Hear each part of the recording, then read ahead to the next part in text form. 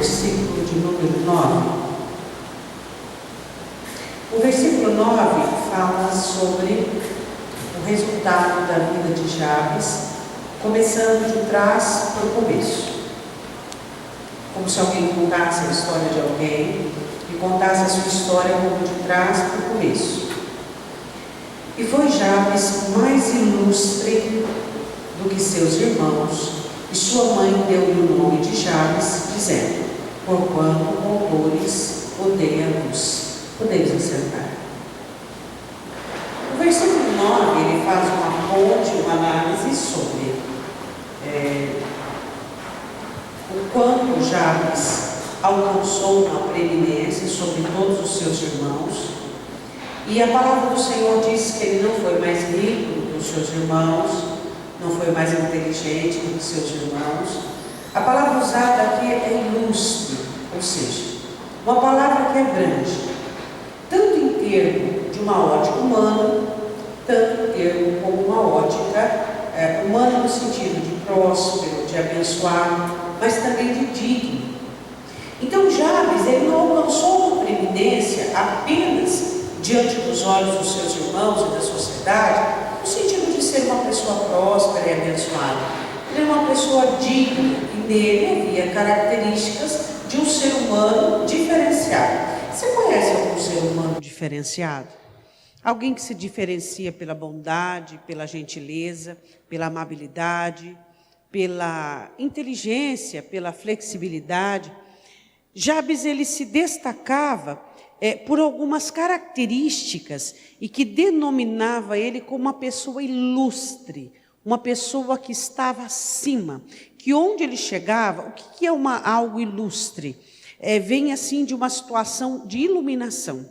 Então você está num período assim, num lugar de trevas, e você coloca a mão no seu interruptor, e então a luz, ela rompe as trevas.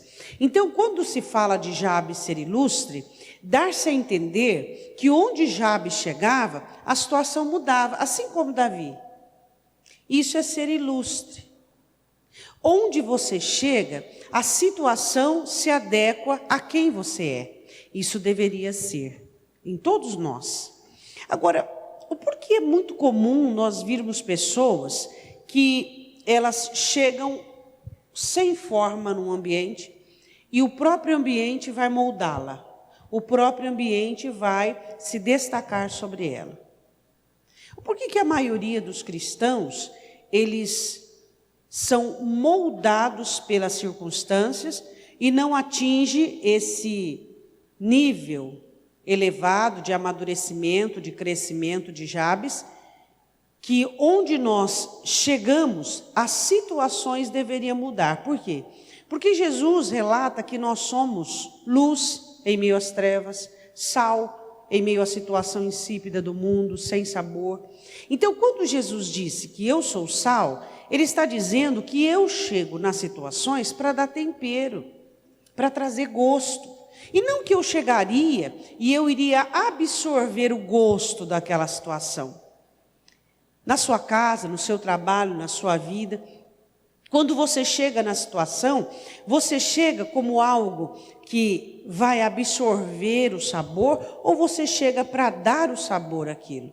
Quando Jesus diz que nós somos luz, ele quer dizer que nós chegaríamos a lugares fúnebres, a lugares tristes, a lugares de escuridão, e nós traríamos ali condições de visão, de enxergar, das pessoas poderem enxergar, das pessoas poderem olhar e dizer: olha só isso, olha que bom. Quando ele diz que nós somos luz, ele não quis dizer que nós somos uma lamparina, ou uma lâmpada, ou um farolete, ou um farol. Não, ele quer dizer assim: onde vocês chegarem, vocês irão trazer iluminação àqueles que estão ali. Vocês vão trazer entendimento, esclarecimento, sabedoria.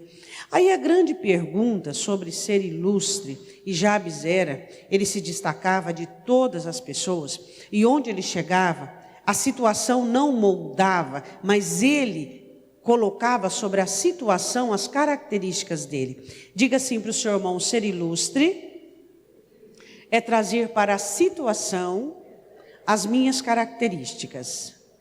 Isso é ser ilustre. Agora, eu queria que você pensasse, analisasse se hoje em dia isso tem acontecido. O porquê que nós temos muita falta de pessoas ilustres, de pessoas que aparecem.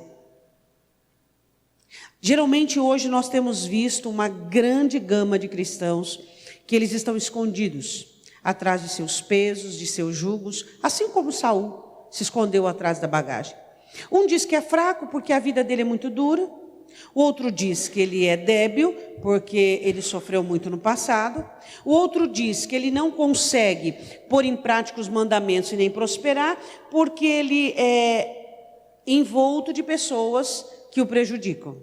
Então, nós percebemos que nós não aparecemos diante das situações porque nós usamos as situações para nos esconder. Usamos as situações como desculpa para não sermos. Você percebe na oração de Jabes que ele queria tanto ter quanto ser. E hoje nós vemos no meio cristão o ter e não ser.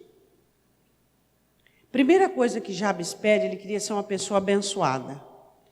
Ele não queria ter bênçãos. Uma coisa é você ter bênçãos, outra coisa é você ser abençoado. Qual a diferença, na sua opinião, de ter bênçãos e ser abençoado? Quantas pessoas na Bíblia que você conhece que teve bênçãos? Vamos falar dos nossos pais originais, Adão e Eva, que é maiores bênçãos do que aquele casal tinha? O que eles tinham? Eles tinham um lar, eles tinham um Deus, eles tinham rios, eles tinham trabalho, eles tinham tudo. Perderam a bênção. O resultado dessa perda de bênção foi um lar onde o próprio irmão matou o irmão. O que nós muitas vezes observamos na nossa carreira de fé é que nós começamos pelo lado errado. O cristão, na maioria das vezes, ele começa pelo ter. E ele precisa entender que a regra do Evangelho é iniciar, continuar e terminar pelo ser. Porque o ter é responsabilidade de quem faz, Deus. A Bíblia diz assim, as primeiras informações de Jabes foi que a mãe dele quis marcá-lo, quis sentenciá-lo, não de propósito, tá? Mas de uma maneira melancólica, na hora do parto, ainda sentindo algum tipo de dor. Seu nome será Jabes, porque com dor eu te gerei. E você sabe da importância para o judeu o nome, que trazia-se sobre ele características da vida. Jabes descobre que o nome dele é Dores. E eu quero falar um pouquinho sobre isso. Todos nós somos Jabes. Às vezes no nascimento, onde a mãe foi uma gestação indesejada, onde não fomos bem quistos pelos pais, ou então somos Jabes na infância, onde o pai e a mãe passou por uma crise, onde às vezes nós somos Jabes na adolescência, incompreendidos pelos pais, pela sociedade, ou até mesmo na vida adulta. Pessoas que nos causam dores, que nos ferem, que nos traem. Todos nós temos um pouco de Jabes. Todos nós fomos visitados por algum tipo de dor. Rejeição, abandono, incompreensão, todos nós. Mas a questão é, o que eu fiz com as minhas dores? O que você fez com as suas dores? Você já parou para pensar nisso? Algumas pessoas, elas guardam as suas dores como se elas fossem um potencial para cada uma delas, para que essas dores fossem usadas como um subterfúgio, uma desculpa, como uma fonte de força. Então elas potencializam as suas dores. Algumas usam as suas dores como característica de sua personalidade. Vou te dar um exemplo. Pessoas que sofrem rejeição. Elas desenvolvem, algumas delas, uma característica, uma necessidade de ser útil, de ser querido, de ser admirado. Então ela cria-se um funcional de automutilação. Então ela vai se automutilar na sua vida para ser funcional, para ser útil, amada e querida. Reflexo da rejeição. E se nós fôssemos falar aqui das potencializações das dores, ficaríamos aqui um grande tempo. Mas a questão é, o que é que eu fiz com as minhas dores? As minhas dores nunca mais doem Dói. Claro que sim. Dependendo da situação, do sintoma, dependendo da fragilidade da minha alma, dependendo do estado, da estação, elas vão doer. Mas o que elas não podem é potencializar as minhas atitudes.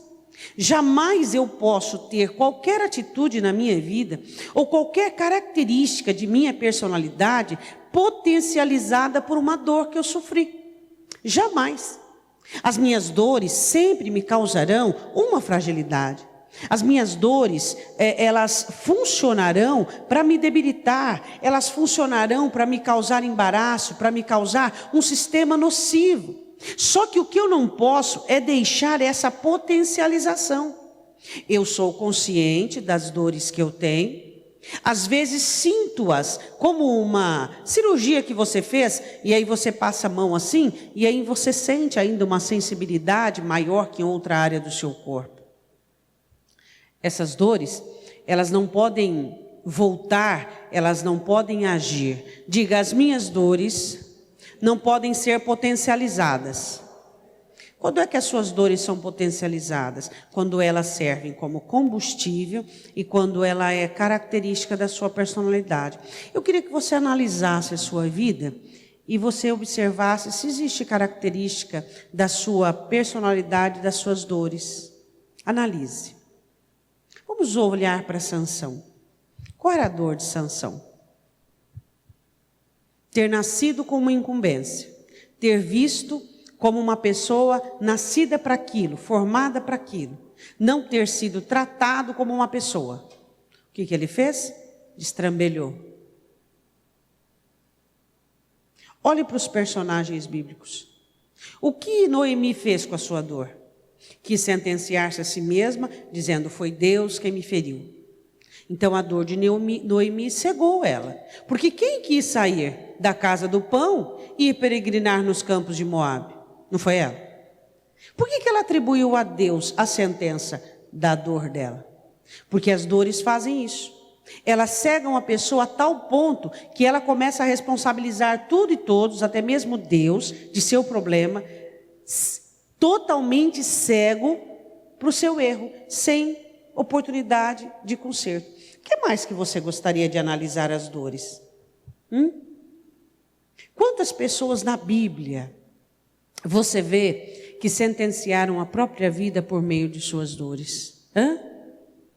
Davi, por exemplo, quando ele está no auge do seu sucesso, ele olha para Batseba, se esquece de onde veio, de onde Deus o tirou, e tudo aquilo que ele tinha era Deus quem havia dado.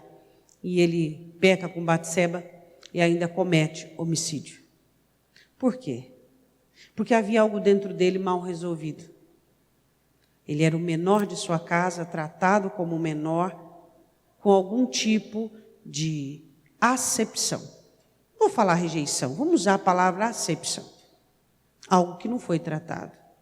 As suas dores são potencializadas nos piores momentos da sua vida. É no momento em que você não pode errar que elas vão querer assumir a direção da sua trajetória. Então o que você precisa compreender e entender que o que potencializa a sua dor é a falta da entrega, é a falta da confissão, é a falta do esvaziamento. Jabes foi muito inteligente na sua oração, porque aquilo que ele pediu, primeira coisa que ele pede, ele diz assim, Senhor, eu quero que o Senhor me abençoe muitíssimo, eu quero ser uma bênção. Em primeiro lugar, eu quero ser uma bênção para mim. Você é uma bênção para você? Por exemplo, as coisas que você faz te prejudicam ou te ajudam? As coisas que você fala é para o teu bem ou para o teu mal? As coisas que existem dentro de você, elas irão contribuir para o seu melhor amanhã ou para o seu pior? Jabes, ele não queria apenas uma bênção que fosse de posse, que pudesse perder. Ele queria ele ser a bênção, ele ser a habitação do Senhor. E onde ele fosse, ele pudesse acarretar uma situação transformada, ele pudesse levar aquela bênção onde ele estivesse. Onde ele estivesse. O que eu preciso entender em você é que nós temos que ter um desejo diante de Deus em sermos esta bênção. Deus, eu quero ser uma bênção no deserto, no vale, na aflição. Eu não quero ser uma pessoa contaminada. Eu quero ser aquilo que faz a diferença. Eu quero ser ilustre. Onde eu chegar, eu quero ser visto. Visto pelo meu proceder, visto pela minha habilidade, pela minha sabedoria, visto pelo meu equilíbrio, pela paz, visto por ser luz. Isso é ser ilustre. É você mostrar a diferença onde você estiver, em quaisquer situação que você estiver. Bom, eu falei sobre as dores, e eu quero ler com você um versículo que eu gosto muito, em Tiago. Tiago diz assim: senti as vossas misérias, lamentai e chorai. Converta-se o vosso riso em pranto e o vosso gozo em tristeza. Tiago fala isso por causa das paixões, por causa das coisas nocivas do coração. Em Tiago capítulo 4, versículo 9, ele diz: aprendam a sentir, abre lá comigo, Tiago 4, 9. Aprendam a sentir as suas misérias. Fala para o seu irmão o que seria a sua miséria. Diz para ele, responde. O que seria a sua miséria? Tiago 4, 9.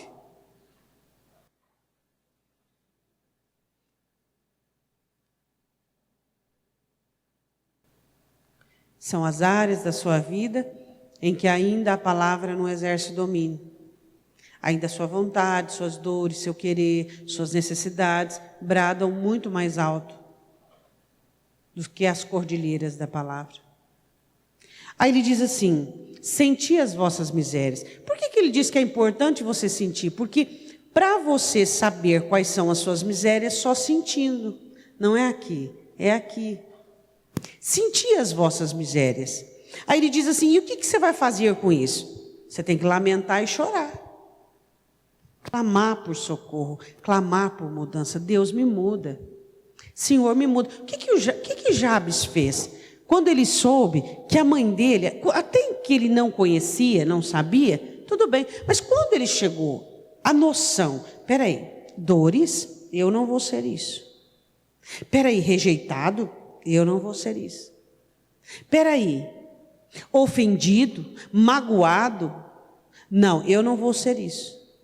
Olha para o pai e para a mãe e diga: eu não vou ser isso. Jabes olha a sentença que é colocada sobre si e se posiciona: eu não vou ser assim. Você tem que aprender a posicionar-se diante das sentenças que outras pessoas tentam colocar sobre você. Eu não vou ser o que ninguém determinou que eu seja. Eu vou ser o que Cristo pagou para que eu me torne. Agora, como é possível você sofrer algo que alguém aleatoriamente fez? Esse tempo atrás eu estava chorando. O Espírito Santo falou assim para mim: peraí, você sabe o que essa pessoa que está te fazendo chorar agora está fazendo? Eu disse assim: não sei. Então ele está sorrindo e se divertindo. Eu disse: é? Ele disse: é. Então ele disse: eu entendi o recado. Você não pode fazer suas dores combustão para um comportamento desaprovado por Deus. Eu e você, nós não podemos permitir que as pessoas determinem como nós vamos nos sentir. Não. O que diz Isaías 61? Você pode dizer para o seu irmão aí do lado? Versículo de número 1. Esse texto todo crente tem que saber. Todo crente tem que saber, porque o Espírito do Senhor me ungiu para pregar boas novas aos mansos. É pregar o ano aceitável do Senhor, a transformar o quê? Cinzas. E dar o quê? Coroa de glória. Tirar o espírito de angústia e dar o quê? Vestes de alegria. Para quê? Para que sejamos chamados carvalhos de justiça. Para quê? Para que restauremos situações. Para que exista em nós a capacidade de restauração, a capacidade de renovação. A obra que o Senhor Jesus fez não pode ser desfeita por ninguém. Se for desfeita, não foi Jesus que fez. Agora, como é que nós podemos permitir que as dores que nós já sofremos possa alcançar um limite tal de nos inibir, nos amarrar? Se você é tímido, você tem que lutar contra essa timidez. O Espírito Santo não vai tirar lá de você se não houver confissão, choro, conversão de riso, em pranto. Não vai.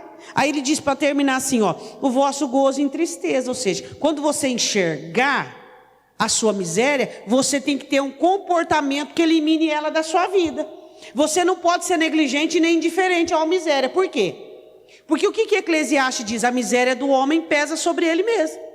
Então, se eu não colocar as minhas misérias diante do Senhor, não confessá-las, não colocá-las diante de Deus, lutar para me livrar delas, elas vão vir pesar sobre mim. Elas vão acarretar sobre mim muitas dores, muitas dificuldades. Volte comigo em Crônicas 4.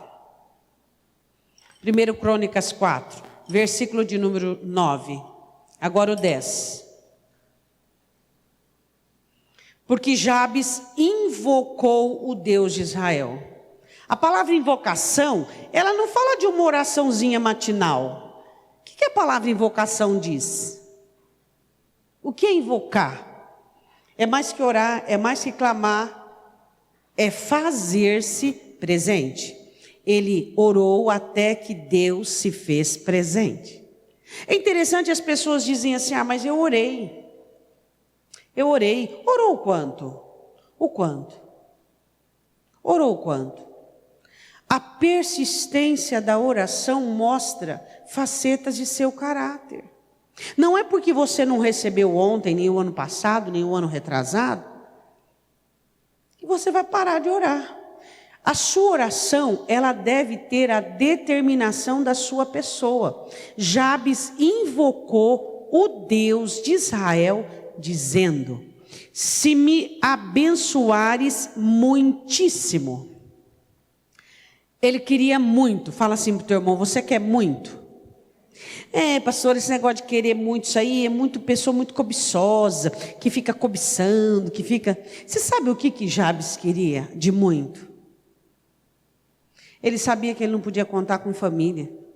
Ele sabia que ele não podia contar com o ânimo da mãe, com a autoridade da mãe, com a destreza da mãe. Porque a mãe poderia ter tido um parto dolorido e dito assim, esse menino será Benjamim, a força, a minha destra. Mas não. Imagina como é que era a mãe desse menino, influenciada. Ele falou, eu não quero ser igual a minha mãe. Eu não quero o que a minha mãe quis para mim. Mesmo de uma maneira assim, involuntária, mas foi o que ela quis. Ele falou, eu não quero isso para mim. Ele disse, eu quero ser muito abençoado. Você quer ser muito abençoado? De que maneira você quer muito abençoado? Vamos ver. Quais são as características das pessoas que querem ser muito abençoadas? São aquelas que oram, que fazem campanha? São aquelas que desejam, que têm vontade? Não. O crente que quer ser muito abençoado, você vê na vida dele. Ele não peca, ele não usa as suas aptidões para o erro, ele não usa as suas faculdades, sejam elas psíquica, emocional, para errar. Ele quer ser muito abençoado. Querer ser abençoado não é você hipoteticamente querer. Não. Querer ser abençoado é você mobilizar toda a sua existência. É você canalizar toda a sua força para aquilo. Você pensa para o seu melhor, você sente para o seu melhor. E o que você faz? É para o seu melhor. E o que você sonha também é para o seu melhor. E o que você faz diante de Deus é para o seu melhor. Então você é uma pessoa que quer ser muito abençoada. E aquela uma que quer dar um jeitinho? Ela quer ser muito boa, pastor. Todo mundo quer ser muito abençoado, mas aí ela quer dar um jeitinho. Mas não dá para ser assim, mas não dá para ser desse jeito. Essa pessoa quer muito ser abençoada? Não. Hipoteticamente, ela quer, porque todo mundo quer o que é bom. Olha para o seu irmão, vê se ele tem vida de quem quer ser muito abençoado. Será que você vê nele que ele quer muito ser abençoado? Ele escuta uma palavra, ele já vai praticar. Ele faz algo, ele batalha, ele luta, ele confessa, ele coloca a vida dele diante de Deus, sua trajetória, sua história, e ele vai batalhar em cima de seus erros, mazelas, misérias. Ele quer ser muito abençoado, ele quer o melhor. Quando ele erra, ele não fica, desculpa aí Deus, ou desculpa aí próximo, não. Quando ele erra, ele vai com afinco. Por que eu errei? Qual foi a causa? Onde é que eu titubeei? O que eu fiz? Quando ele está embrenhado numa situação ruim, ele acorda, ele desperta, ele quer ser muito abençoado. Ser abençoado não dependia só de Deus, dependia de Jabes também. Ser muito abençoado não depende só de Deus, depende de você também, das suas atitudes, de como a fé exerce um reagente na sua vida, de como você recebe a sua fé, de como você tem determinações, de como você decide as coisas, de como você às vezes precisa tirar os olhos, parar de ter dó de você e olhar para a sua vida. Diga assim: eu preciso aprender uma lição, que às vezes a minha vida precisa mais de mim do que eu. Explica isso para o seu irmão. Por que às vezes a sua vida precisa mais de você do que você? Você está numa situação e você quer muito aquilo, só que você não pondera que você tem uma vida, que você tem um amanhã, que você tem o mês que vem, o ano que vem. E o que você quer neste momento vai trazer situações nocivas para a sua vida. Só que a maioria dos crentes objetivam a si mesmo. E aí amanhã o que vai acontecer com esse você que você preferiu? Chorar. Você mesmo faz o seu você chorar. Por quê? Porque você não analisou a sua vida. Você precisa entender: eu opto por mim ou pela minha vida? Não, peraí, a minha vida precisa de mim. A minha vida precisa da minha sábia decisão, e eu tenho que dizer não para mim agora.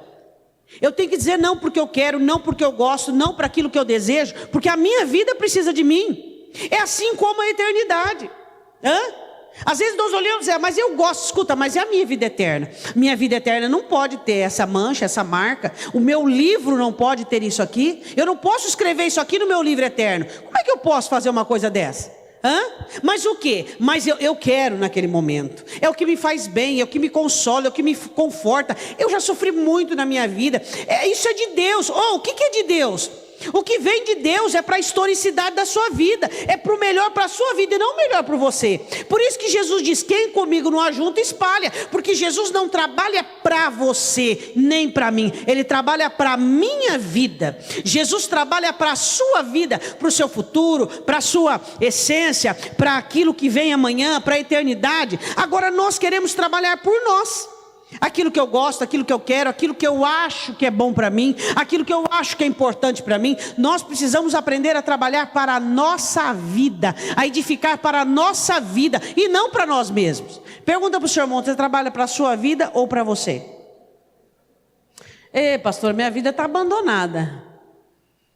Eu só trabalho para mim. Então você vai chorar muito amanhã. E depois não fica igual Noemi não, com crise de Noemi aí, se chamando de Mara e dizendo: Deus me deu amargura. Não vem com essa história não.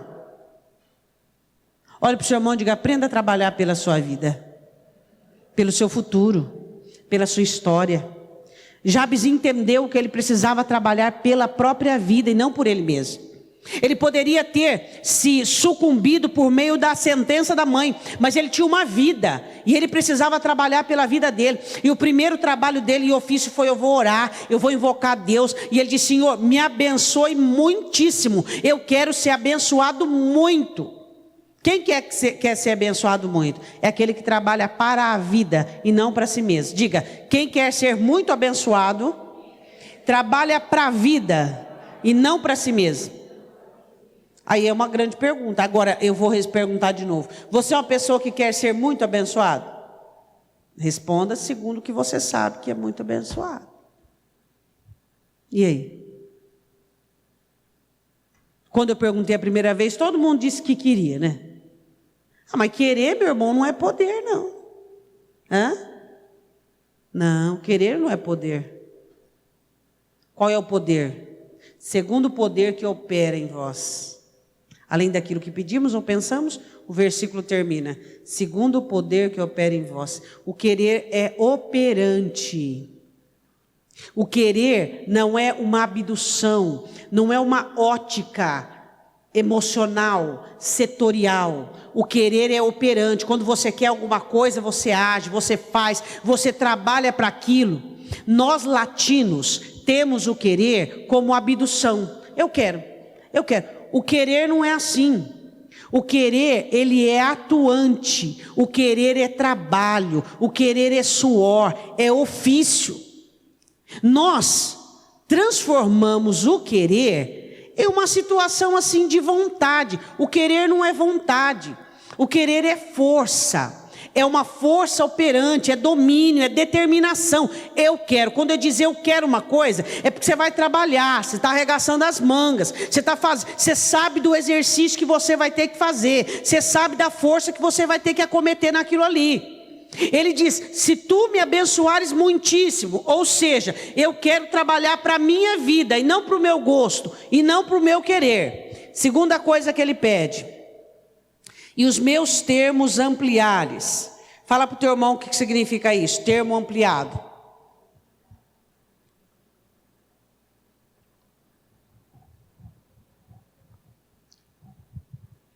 Agora pergunta para ele: você tem o termo ampliado?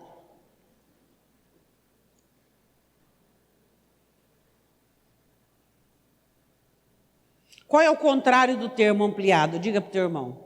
Qual é o antônimo do termo ampliado?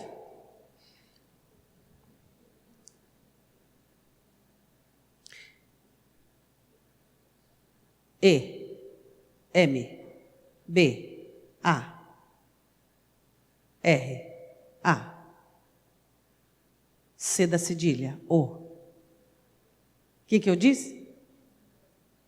E, M, B, A, R, A, C da cedilha, O. Embaraço. Todo tipo de embaraço limitará teus termos. Qualquer tipo de embaraço. Embaraço financeiro. O que acometerá? Situação financeira limitada.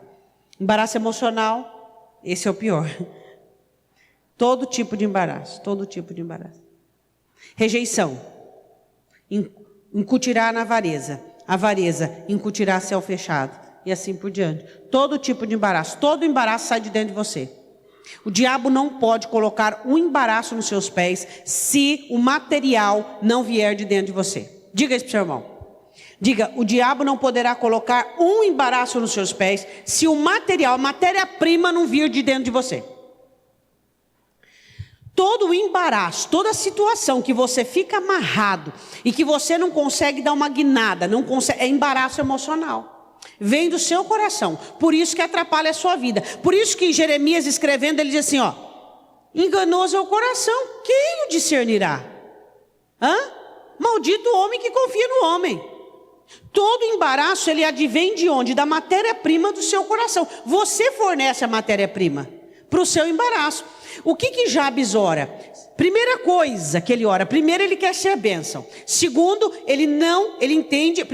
A oração de Jabes é inteligentíssima, porque ele ora numa estratégia. Ele diz: bom, peraí, eu não posso pedir direção se eu estiver embaraçado. Bom, eu não posso pedir livrar do mal se eu tiver. Então, a primeira coisa que eu preciso de uma linha, eu preciso de um caminho, eu preciso caminhar, eu preciso de uma jornada, eu preciso ter uma vida de progresso, de sucesso. Então eu não posso ter embaraço. Então eu preciso ter termo ampliado. Se tu ampliares o meu termo, o que é isso? Um caminho largo para andar, sem embaraço, sem aperto. Todo embaraço da sua vida vem de dentro de você. Vem de dentro da sua alma. E o que acontece com o embaraço? Qual o propósito de Satanás no embaraço? Sua vida para. Amargura é o embaraço. O que mais? Fala aí os tipos de embaraço. Vamos lá. Cobiça é embaraço. Avareza é embaraço. O que mais? Quantos embaraços existem? Falta de crescimento espiritual, falta de coração quebrantado, falta de esquecer o passado. Tudo isso traz embaraço. Embaraça a sua vida, você cresce Fisicamente, na estatura, você envelhece, mas a sua vida não teve uma jornada, não teve um progresso. Você olha para a sua vida, algumas pessoas olham para a vida e falam: meu Deus do céu, que progresso eu tive? Tive filhos porque não sou estéril. Mas que jornada que eu tive? O que eu construí na minha vida? Eu não estou falando de sistema de bens. Eu estou falando de história diante de Deus. Que história que eu fiz da minha vida? O que eu fiz da minha vida? Ele diz: Deus, eu quero ter uma história, eu quero ter um termo ampliado. Eu quero ser uma pessoa de progresso, dinâmica. Eu quero ser alguém que tem uma jornada, que tem uma vida. Eu não quero ser alguém estagnado. Ele diz: Senhor, eu vou priorizar a minha jornada. Você é alguém que prioriza a sua jornada? Quantos anos eu tenho ainda de vitalidade? Eu não sei. Só que eu tenho que ter uma jornada daqui para trás.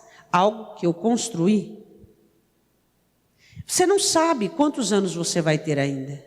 Mas o que você construiu até agora diante de Deus, para a sua vida espiritual, para a sua vida emocional, para as pessoas que te cercam. Aquilo que vai ser eterno. Tá, pastor, eu construí 2 casas, 3 casas, essas casas ficarão aqui. Não insere em galardão. O que você construiu que vai ser póstumo, vai ser para a eternidade.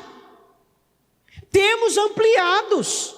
Deus, eu não posso ter embaraço na minha vida, eu não posso ter situação que me amarra, que me embaraça, que me faz um crente, vivendo das ilhargas, dos espinhos, dos abrolhos, de tudo aquilo que me prende e me amarra. Eu não posso. Ah, pastor, eu já sei quem é meu embaraço, é minha esposa, é meu marido. Não, ninguém pode ser seu embaraço se você não permitir que seus pés sejam amarrados. Ninguém pode te embaraçar, porque quem te libertou tem nome, sobre todo nome. Ninguém pode te embaraçar. Seu passado não pode te embaraçar. Nada pode te embaraçar. Pastora, mas eu percebo a minha vida embaraçada nessa área. Busca porque tem matéria-prima aqui dentro. Sabe qual a matéria-prima que deteriora a prosperidade financeira? Amargura, avareza, timidez, falta de identidade. Tudo isso embaraça. Se fôssemos falar de todas as áreas, ficaríamos aqui a noite toda. Cobiça, prostituição, são todas as coisas que embaraçam o crente. E isso em todas as áreas. Toda a matéria-prima do seu embaraço vem de dentro de você. Tudo vem de dentro de você. Aí o que Jabes pede? Deus, eu preciso de termos ampliados. Eu não posso ser uma pessoa que fica de tititi com a vida. De tititi com a situação. Porque tem gente que é um fofoqueiro, ele fica de tititi com a situação. Acontece uma situação na vida dele, ele para, ele quer saber, e ele fica parado naquilo. Esquece, já foi. Lembra? Não lembro, mas não lembro mesmo, não quero lembrar. Não quero lembrar, porque já foi. Se o meu próprio Deus diz que ele não se lembra, por que eu vou querer lembrar? Eu quero lembrar de coisas boas, como escreve em Lamentações. Eu quero lembrar minha alma das misericórdias do Senhor, das coisas boas da minha vida. Eu não quero ficar lembrando das coisas que passaram. Isso é um vício nocivo para a sua alma. Quantas pessoas são pessoas sentenciadas a tristezas? Por quê? Porque ela se marca como um mártir, fica lembrando do que foi e esquece. Perdoou? Esquece. Já foi? Acabou. O que Jabes pede? Eu não quero ser uma pessoa embaraçada. Você é uma pessoa embaraçada? Eu vou te contar um segredo. Como é que você sabe que você não tem nenhum embaraço? Isso é bíblico, porque tem promessa. Quando você alcançar a totalidade da bondade, você não vai ter mais nenhum embaraço na sua vida. Pastor, então eu alcancei, eu sou bom. Espera que eu vou explicar o que é a totalidade da bondade. E eu vou explicar, ainda vai faltar alguma coisa. Quando você for ferido por alguém e conseguir entender que aquela pessoa merece o seu perdão porque você foi perdoado. Quando você for priorizar entre você e uma pessoa e priorizar ela, porque o mandamento diz que todos são superiores a você. Quando você olhar alguém sentindo falta e você tirar de você e dar para aquela pessoa, O que mais? Quando você olhar para a pessoa que está ao seu lado e não fizer nada que vai acometer sofrimento para ela. Você não pensa no seu desejo, você não pensa no que você quer, você diz, espera aí, o que eu vou fazer vai fazer fulano sofrer. Não vou fazer. E ainda vai ficar faltando muitos e muitos outros itens. Quando você alcançar o cume da bondade, o ápice da bondade, você diz, eu não tenho embaraço. Por isso que eu digo sempre para os jovens, quando vocês forem casar, procurem pessoas boas. Pessoas boas. São os melhores tipos de pessoas para serem amigos, para serem companheiros, pessoas que têm bondade. Às vezes você escolhe pessoa porque é determinada, a outra porque tem vantagens que você procura. Bondade, são as melhores pessoas para você conviver. Pessoas que são boas, que têm um coração bom. São as melhores pessoas para você conviver. E essas pessoas também vão te ensinar coisas boas da vida. Pastora, existem pessoas que nascem com facilidade? Existem. São pessoas eleitas, separadas por Deus e nascem para ser boas. Elas não fazem nenhum sacrifício. Elas não fazem nenhum esforço. A bondade é o cumprimento da sentença de viver. Eu quero viver e eu quero ser uma pessoa boa. Você é uma pessoa boa?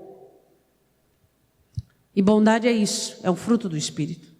É quando você traz essas características de perdão, de priorização do próximo, de não fazer mal, de maneira alguma. Eu queria que você assinalasse aí, rapidinho, algumas pessoas que você já fez mal na sua vida, por meio de palavras, por meio de atitudes, por meio... Então, agora, você olha para trás e você fala, Deus, por que eu falei aquilo? Não precisava ter falado. Deus, por que eu agi daquela maneira, de uma maneira de ímpeto, de violência? Para que aquilo? Para que eu agi daquela maneira, Senhor? A bondade, ela é um sinal que não existe mais embaraço na sua vida. Quando você consegue cumprir os mandamentos pessoais. Quando você consegue cumprir aquilo que é determinado por Deus da nossa existência e da nossa essência. Ele ora e diz, Senhor, amplie os meus termos. Eu quero ser uma pessoa livre para caminhar, para usar, para alcançar, para progredir. Por quê? Porque Jabes tinha autoestima. Você tem autoestima? Eu não estou perguntando se você gosta de você. Porque quem é que gosta de si mesmo? Faz aquilo que quer. E quem se ama, faz o que deve. Você pode dizer para o seu irmão? Se você se gosta, você faz o que você quer. Se você se ama, você faz o que deve. Existem pessoas que se gostam. Por quê? Só faz o que quer. Só faz aquilo que naquele momento é proveitoso para si. Mas quem se ama, como diz o mandamento, ele faz o que deve, o que vai ser melhor. Mesmo se for para se policiar, mesmo se for para se exortar, para se corrigir, para chorar, mesmo se a abnegação venha doer, não importa, ele se ama. Então ele vai se policiar e se cuidar de tal maneira, por quê? Porque ele se ama, ele não se gosta. Porque tem gente que confunde gostar com amor, não é verdade? Às vezes o meu marido perguntava, bem, você gosta de mim? Eu falo, não, gostar eu gosto do cachorro. Né? Gente a gente ama, ser humano a gente ama, não é verdade? Você tem que aprender a se amar. É isso que nós temos que entender. Você tem que amar-se. Por quê? Porque aí você vai querer o quê? Eu preciso dos meus termos ampliados. Eu preciso ser uma pessoa desembaraçada. Eu preciso ser uma pessoa que caminhe na minha jornada, que cresça. Terceira coisa que ele pede. Primeiro ele pede para ser bênção. Depois ele pede que ele não seja uma pessoa embaraçada. Depois ele pede, e a tua mão for comigo. O que ele quer dizer com isso? Diga para o teu irmão, direção. Você já fez uma coisa sem a vontade de Deus? Não deu certo, né? Só trouxe prejuízo, não é verdade? Por que você achou que era de Deus? Por causa do seu coração. Seu coração queria, sua alma queria, aquilo que você gostava, e você pegou e fez. O que Jabes prioriza? Ser uma bênção, estar sem embaraço e direção. Senhor, eu preciso que a sua mão vá comigo. Eu preciso que o Senhor me dirija. O que eu devo fazer? Quando eu devo fazer? Porque existem coisas que você vai fazer, só que não é o momento. Só que você tem tão animado, porque tem gente que é ligado no 400, né? Ele tem tanta animação que ele acha que é de Deus, mas ele vai fazer aquilo, mas não é a hora. Não é a hora. Quer te dar um exemplo? Tá, uma mulher grávida, ela não vai ter o bebê? Mas faz o parto quando ela tiver de 3 meses. O que vai acontecer? Faz o parto com 3 meses. Ela vai ter o parto com a data determinada. Existem coisas que vai acontecer na sua vida. Mas não é o tempo. E você precisa saber o tempo exato daquilo acontecer. Por quê? Porque se você quiser muito, mais do que ter o temor por Deus, você vai ter coisas fora do tempo. Um abacate fora do tempo, verde, você come ele? Não, né? Uma laranja tem caldo fora do tempo? Só no tempo. Então você pode até estar fazendo uma coisa boa, mas se for fora do tempo vai ser ruim. Vai embotar os dentes, azedar. Pega uma manga verde para você ver. Pequena, miúda, mirrada. O que você vai ter ali? Nada.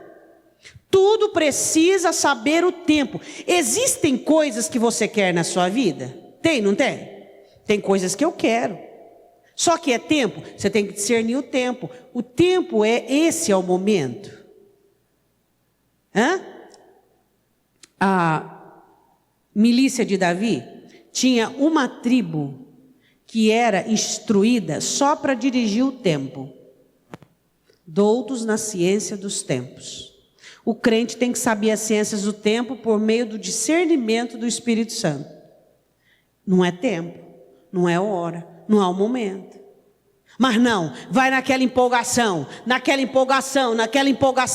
Quantas coisas você quer que não é o tempo? Você sabe que não é o tempo, você sente que não é o tempo. E aí, como é que faz? E se você dá um jeitinho, porque nós podemos dar um jeitinho, né? Nós somos crentes, hábeis para dar um jeitinho em tudo. E se você vai dar um jeitinho, o que acontece? Vai ser para o seu prejuízo. Tudo, por quê? Porque Deus quer trabalhar em você primeiro, antes que você faça algo. Por quê? Diga assim comigo: bênçãos incorridas fora do tempo se tornam maldição. Você tem que estar preparado para aquilo que você vai receber. Se você antecipa, aquilo vai mexer com a sua vaidade, vai mexer com a sua cobiça, aquilo vai mexer com você, você vai ter uma pane de noção de quem é Deus e quem é você. Mas não, eu quero agora. Deus está nesse negócio, porque tudo deu certo. Será que porque tudo dá certo, Deus está no negócio? Olha o exemplo de Balaão. Deus até deixou ele ir, mas não estava provando, quase matou ele. Não é porque as coisas dão certo, é que Deus está no negócio. Aí a prova que Deus está provando é porque as portas estão se abrindo. Você não sabe que os feiticeiros de Faraó faziam alguns sinais, os sinais primários, igualzinho os que Moisés fazia? Como é que eu sei que é o tempo? Deus, eu só quero se for no teu tempo. Porque eu não quero algo que venha para me destruir. Eu quero algo que seja para minha bênção. Eu quero algo que seja para minha bênção. Não vai mexer com a minha vaidade, pelo contrário, vai me colocar, me condensar uma situação de gratidão. Eu vou ser uma pessoa grata, uma pessoa devota, muito mais às suas obras, aquilo que o Senhor faz. Tudo que é feito antes do tempo. Só que tem muito crente teimoso. Muito crente teimoso. Muito crente teimoso. Uma vez eu ganhei de uma irmã uma passagem para Israel. E eu quero muito ir para Israel. Aí o Espírito Santo falou assim: não pegue, não é tempo. Aí eu disse: irmã, eu não posso ir agora. Por quê? Não posso ir agora. Não posso ir agora. É o tempo. Por quê? Eu não sei, ele sabe. E eu não quis saber por que não era o tempo. Eu só preciso de uma frase. Só de uma frase dele. Nós precisamos aprender a discernir o tempo das coisas. A não fazer coisas fora do tempo, que vai servir de laços para você. Ele diz: Senhor, que a tua mão seja comigo. Que eu não seja alguém que coloque minha mão fora do tempo. Que eu saiba o que fazer, quando fazer, e tem a terceira parte. Como eu vou fazer? De que maneira eu vou fazer isso? Última parte de sua oração. E que do mal eu não seja afligido. Como Jesus nos ensina a fazer essa oração? Livrai-os do mal. E que do mal eu não seja afligido. Onde está o mal? O mal está do lado de fora? Está do lado de fora. Mas Jesus vai tão profundo que ele diz que o mal também está do lado de dentro. E contamina o próprio homem. Deus, eu não quero que nenhum mal exista dentro de mim que venha me causar aflições, mas que os males que existam dentro de mim sejam entregues ao Senhor, sejam arrancados por meio da oração, sejam transformados, sejam eliminados. Eu não quero ser afligido pelo mal. O mal que eu pratique, o mal que eu queira, o mal que eu busque. Quais são os males dos quais nós somos afligidos? O mal comum. De convivermos com pessoas más, de estarmos no mundo, de governantes péssimos. Esses males, nós somos atingidos. Mas esses males não podem nos definhar. Não pode. Agora, o mal que te aflige é o mal que sai de dentro de você. É o mal que brota dentro da sua alma. Então, o que ele pede? Senhor, eu não quero ser afligido pelo mal. Eu quero ser uma pessoa protegida. Deus protege? Protege. E Deus protege do mal que existe dentro de você? Pergunta para o seu irmão. Deus te protege do mal que existe dentro de você? Olhe bem dentro do olho dele e diga não. Por quê? Porque o mal que existe dentro de você, você tem que tirar. Por meio da oração, por meio da prática, por meio da obediência. O mal que Deus nos livre é o mal que nos cerca. O que a Bíblia diz em Coríntios 7:1? Nós que temos tais promessas, purifiquemo-nos de toda a imundícia da carne e do espírito. O mal que tem dentro de mim tem que ser confessado, abnegado, renunciado. Deus me protege do mal que me cerca. O mal interior, que tem a minha digital, o meu nome, eu tenho que trabalhar. Eu tenho. Deus me ajuda? Ajuda, desde que haja em mim todo ensejo, toda devoção para tal. Se você olhar para a oração de Jabes, ela é completa. Ela fala sobre eu quero ser a bênção.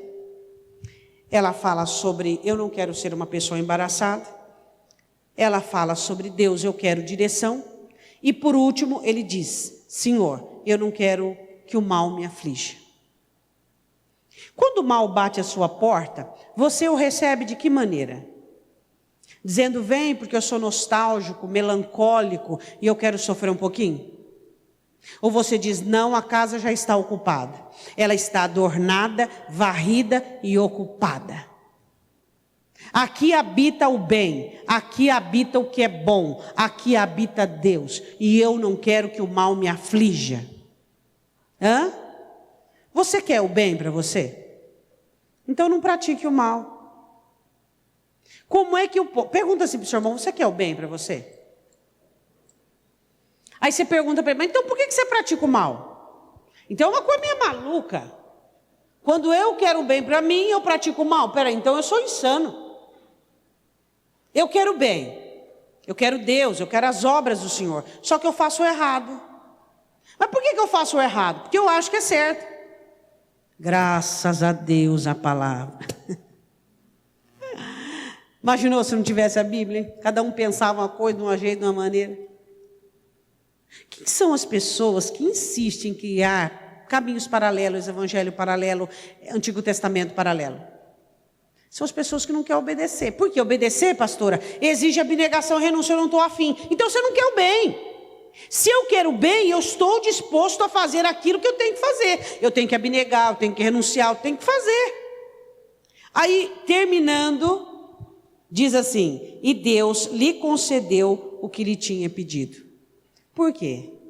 Porque Jabes não pediu nada por cobiça. Ele pediu tudo pela própria vida. Ele não queria o mal na vida dele. Ele não queria ser embaraçado. Ele queria direção e ele queria ser uma bênção. Qual foi a última vez que você orou e você disse assim, Senhor, me abençoe. Me abençoe com a produtividade da tua palavra. Senhor, me abençoe com a santidade. Foi isso que Jabes pediu. Senhor, eu quero ter a direção do teu Espírito. Eu quero ter um caminho desembaraçado. Senhor, eu não quero mal dentro de mim e fora. Senhor, me limpa. Senhor, eu preciso da tua bênção, da tua direção sobre mim. Foi isso que ele pediu. E ele foi o mais ilustre entre todos os seus irmãos. Onde ele chegava, ele aparecia. Por meio da prosperidade, por meio da bênção pessoal, por meio de todos os âmbitos. Por quê? Por causa da oração. Quando é que foi que você orou por você? Pela sua vida. E não por carro, casa, dinheiro, trabalho. Ele orou por ele, pela vida, e Deus deu tudo para ele. Aí você fica olhando, Senhor, eu quero alguém, quero alguém, quero alguém. Não, Senhor, eu quero ser alguém. A nossa oração deve estar voltada à nossa vida. A nossa oração deve estar voltada àquilo que Deus quer que nós sejamos. Jabes ora diante do Senhor pedindo, eu quero ser a bênção. Onde eu for, eu quero levar a tua bênção. Jabes ora ao Senhor pedindo, Deus, eu não quero embaraço na minha jornada. Amplia. Eu não quero ser uma pessoa embaraçada. Eu não quero. De maneira alguma. E aí ele continua orando dizendo, Senhor, põe a tua mão sobre a minha vida, me dá direção. Não me deixe querer coisas fora do tempo. Eu vou lançar maldição sobre a minha vida. Todas as coisas, Senhor, têm um tempo adequado. E eu não posso trabalhar, eu não posso agir para que eu tenha algo fora do tempo. Se eu tiver qualquer coisa fora do tempo, eu vou amaldiçoar a minha vida. Eu vou mexer com a minha vaidade, eu não vou estar preparado para tal. E depois ele ora pedindo o seguinte, Senhor, eu não posso ser afligido do mal. Arranque o mal da minha vida, tire o mal do meu coração. Amém? Olhe para o seu irmão e diga, depois dessa mensagem, o que vai acontecer depois dessa mensagem? Você tem que começar a aprender a orar por você. Pela sua estrutura humana, emocional e espiritual. É o que está incutido nessa oração. Agora, para nós orarmos um pouco, eu quero perguntar uma coisa para você. Jabes preferia ele ou a vida dele? A vida. Diga não para você. Prefira a sua vida. Prefira a sua história. Jabes não olhou para aquilo que ele queria. Ele olhou para aquilo que a vida dele ia precisar. Você muitas vezes está definhando porque você prioriza você. O que você gosta, o que você quer, as suas necessidades.